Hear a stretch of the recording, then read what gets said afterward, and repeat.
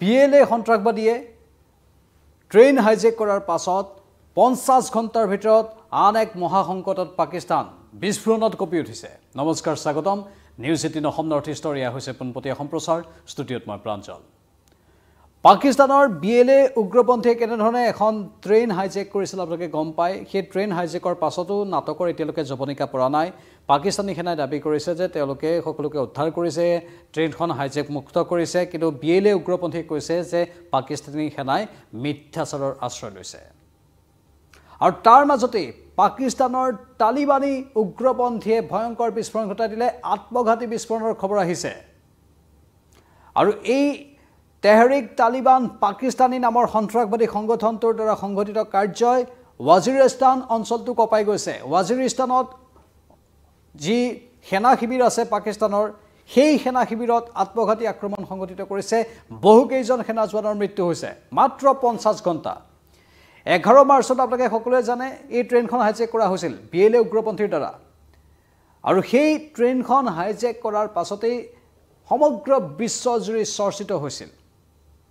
আৰু সেই চৰ্চাৰ মাজতেই পাকিস্তানী সেনাই দাবী উত্থাপন কৰিলে যে তেওঁলোকে সেই ট্ৰেইনখন মুকলি কৰিবলৈ সক্ষম হৈছে, সকলো পণবন্দীক মুকলি কৰিবলৈ সক্ষম হৈছে।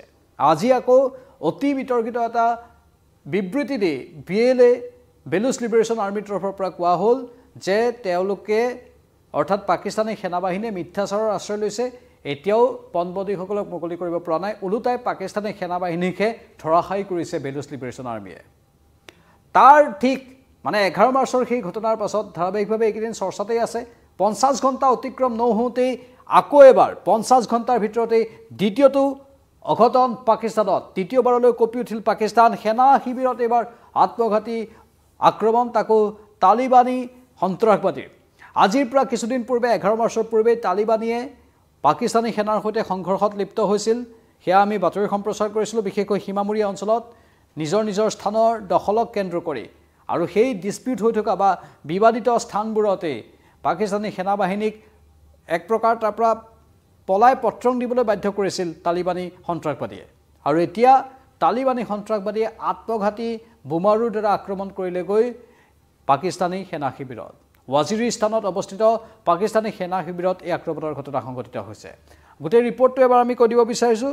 আৰু স্বাভাৱিকতে পাকিস্তানৰ ভিতৰ চৰাত যে এতিয়া হাহাকাৰ লাগিছে সেইটো গম পোৱা গৈছে। এই সংঘৰ্ষ, এই ভয়ংকৰ যি আজিৰ এই অৱস্থা কৰিছে তেহৰিক তালিবান পাকিস্তানে কৰিছে। তেহৰিক তালিবান পাকিস্তান নামৰ সন্ত্ৰাসবাদী সংগঠনটোৰ দ্বাৰা কৰা হৈছে।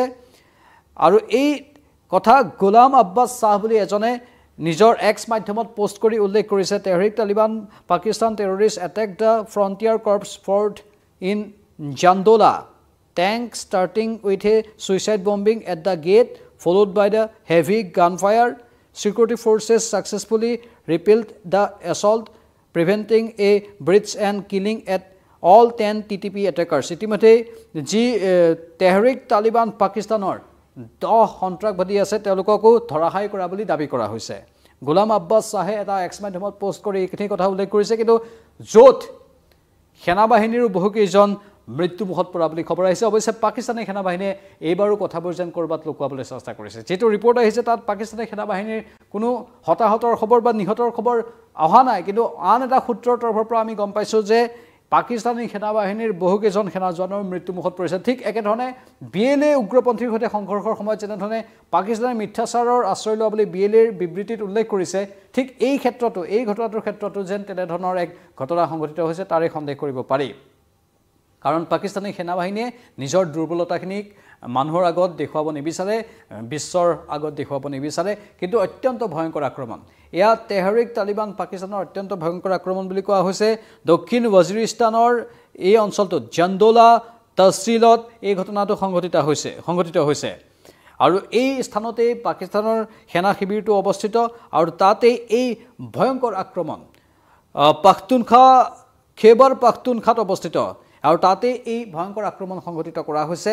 আৰু শেহতীয়া ৰিপৰ্ট অনুসৰি পাকিস্তানী সেনাবাহিনীৰ মাজত এতিয়া এক প্ৰকাৰ আতংকময় পৰিৱেশৰ সৃষ্টি হৈছে সূত্ৰৰ পৰা পোৱা খবৰ অনুসৰি। কাৰণ পাকিস্তানী সেনাবাহিনীৰ ওপৰত ধাৰাবাহিকভাৱে আক্ৰমণ হৈ আছে। আজিৰ পৰা কেইদিনমান পূৰ্বে তালিবানীৰ দ্বাৰা আক্ৰমণ সীমান্তত, তাৰ পাছত আকৌ এই ট্ৰেইনখন হাইজেক বেলুচ লিবাৰেশ্যন আৰ্মিৰ দ্বাৰা, এতিয়া আকৌ শেহতীয়াকৈ সেনা শিবিৰত আত্মঘাতী আক্ৰমণ আৰু ভয়ংকৰ বিস্ফোৰণ সংঘটিত হৈছে মাত্ৰ 50 ঘণ্টাৰ ভিতৰতে এই ধাৰাবাহিক আক্ৰমণবোৰ পাকিস্তানৰ ওপৰত সংঘটিত হ'বলৈ ধৰিছে আৰু পাকিস্তান এতিয়া নিজৰ দেশতে এক প্ৰকাৰ চিন্তান্বিত হৈ পৰিছে পাকিস্তানী সেনাসকল চিন্তান্বিত হৈ পৰিছে ISIৰ যিসকলে ভাৰতৰ বিৰুদ্ধে কুৎসা ৰচনা কৰি থাকে ISIৰ যিসকলে ধাৰাবাহিকভাৱে অন্য ৰাষ্ট্ৰৰ ওপৰত চকু দি থাকে কেৱল ভাৰতেই নহয় আন একাংশ বাংলাদেশৰ ওপৰতো চকু দি থকাৰ কথা নেপালৰ ওপৰতো চকু দি থকাৰ কথা বা তেওঁলোকে ষড়যন্ত্ৰ ৰচনা কৰি থকাৰ কথা বিভিন্ন সময়ত ওলাই থাকে সেই খবৰবোৰ পোৱা গৈ থাকে সেই ISIৰ এতিয়া বুকু যেন কৰবাত কপিব ধৰিছে তেওঁলোকে এতিয়া নিজৰ দেশৰ এই অচলাৱস্থাক লৈ নিজৰ সেনাবাহিনীৰ ওপৰত ভয়ংকৰ আক্ৰমণবোৰক লৈ যেন কৰবাত চিন্তিত হৈ পৰিছে আৰু পাকিস্তানৰ অৰ্থনৈতিক অৱস্থাৰ কথা নকওঁই কাৰণ পাকিস্তানৰ অৰ্থনৈতিক অৱস্থা এতিয়া কেনেকুৱা সকলোৱে জানে শেহতীয়াকৈ পাকিস্তানৰ আৰু বহু দুৰ্বলতা আমি দেখিবলৈ পাইছো আন বহু ক্ষেত্ৰত সেই দুৰ্বলতাবোৰ লাহে লাহে অধিক হ'বলৈ ধৰিছে পাকিস্তান যেন লাহে লাহে থুনুকা হ'ব ধৰিছে আৰু পাকিস্তানী যিসকল নাগৰিক আছে পাকিস্তানৰ জনতায়ো এতিয়া ক'বলৈ বাধ্য হৈছে এই দেশখনত এতিয়া অৰাজক অৱস্থাৰ সৃষ্টি হৈছে আপোনালোকে যদি ভালদৰে চাই সামাজিক মাধ্যমত বিভিন্ন ভিডিঅ' আহিব যিবোৰত পাকিস্তানী লোকসকলে অহৰহভাৱে কৈ থাকে যে নিজৰ দেশৰ কি কি দুৰ্বলতা আছে পাকিস্তানৰ কিয় এনে ধৰণৰ অধুগতি হৈছে আৰু পাকিস্তানে ভাৰতৰ দৰে দেশৰ পৰা কি কি শিকিব লাগে সেইখিনি কথা তেওঁলোকৰ দেশৰ নাগৰিকে বাৰে বাৰে কৈ থাকিবলৈ বাধ্য হৈছে তেওঁলোকৰ নিজৰ দেশৰ নাগৰিকে এতিয়া অসন্তুষ্ট এই দেশখনত থাকি যি পাকিস্তানত এটা সময়ত ভাৰতৰ বিৰুদ্ধে বহুতে নাক কুচাইছিল সেই পাকিস্তানত এতিয়া ভাৰতৰ প্ৰশংসাত গদগদ হৈ পৰে সাধাৰণ নাগৰিকসকল তেওঁলোকে উল্লেখ কৰে যে পাকিস্তানত একোৱেই নাই ভাৰতে কিন্তু বহুত আগুৱাই গ'ল ভাৰতত লাহে লাহে শান্তি আহিছে আৰু পাকিস্তানত লাহে লাহে অশান্তিৰ সৃষ্টি হৈছে এনেধৰণে বিভিন্নজনে মতামতবোৰ আগবঢ়াই থাকে স্বাভাৱিকতে এই খবৰবোৰ গুৰুত্বপূৰ্ণ পাকিস্তানৰ ভিতৰত যি অৱস্থা হৈছে সেই অৱস্থাৰ খবৰ আৰু লগতে শেহতীয়াকৈ পাকিস্তান আৰ্মিক টাৰ্গেট কৰি লোৱা আৰু ধাৰাবাহিকভাৱে টাৰ্গেট কৰি লোৱা এবাৰ দুবাৰ নহয় বহুকেইবাৰ পাকিস্তানী সেনাবাহিনীৰ ওপৰত আক্ৰমণ সংঘটিত হৈ আছে আৰু এই আক্ৰমণৰ ঘটনাবোৰে বহুকেইটা দিশ উন্মোচন কৰিছে যে প্ৰকৃততে পাকিস্তানী সেনাবাহিনীও লাহে লাহে দুৰ্বল হ'বলৈ ধৰিছে নেকি পাকিস্তানী সেনাবাহিনীৰ যি গাঁথনি এটা সময়ত পাকিস্তানে দাবী কৰিছিল যে তেওঁলোকে চীনৰ পৰা সহায় পাই আছে সময় সময় আমেৰিকাৰ পৰাও সহায় পাই থাকে কিন্তু সেই পাকিস্তানী সেনাবাহিনীয়ে এতিয়া কৰবাত প্ৰযুক্তিগতভাৱেই হওক বা মাৰণাস্ত্ৰৰ ফালৰ পৰাই হওক অথবা মানৱ সম্পদৰ ফালৰ পৰাই হওক দুৰ্বল হ'বলৈ ধৰিছে নেকি আৰু সেই দুৰ্বলতাৰ প্ৰমাণ এই আক্ৰমণবোৰ নেকি তালিবানীয়ে আক্ৰমণ কৰিছে বেলুচ লিবাৰেশ্যন আৰ্মিয়ে আক্ৰমণ কৰিছে মুঠতে পাকিস্তানৰ ভিতৰতে এতিয়া অশান্তি তাকো নিজ দেশৰেই সন্ত্ৰাসবাদী সংগঠনৰ দ্বাৰা বাৰে বাৰে আক্ৰমণ মছজিদত বোমা বিস্ফোৰণ হৈছে মানুহ শান্তিত থাকিব নোৱাৰা অৱস্থা এতিয়া চুবুৰীয়া দেশ পাকিস্তানত এয়াই হ'ল প্ৰকৃততে লোকক অশান্তি দিবলৈ যাওঁতে পাকিস্তানেই যেন উজুতি খাই পৰিছে বাৰে বাৰে পৰৱৰ্তী সময়ত আৰু অধিক তথ্য লৈ আহিম চাই থাকক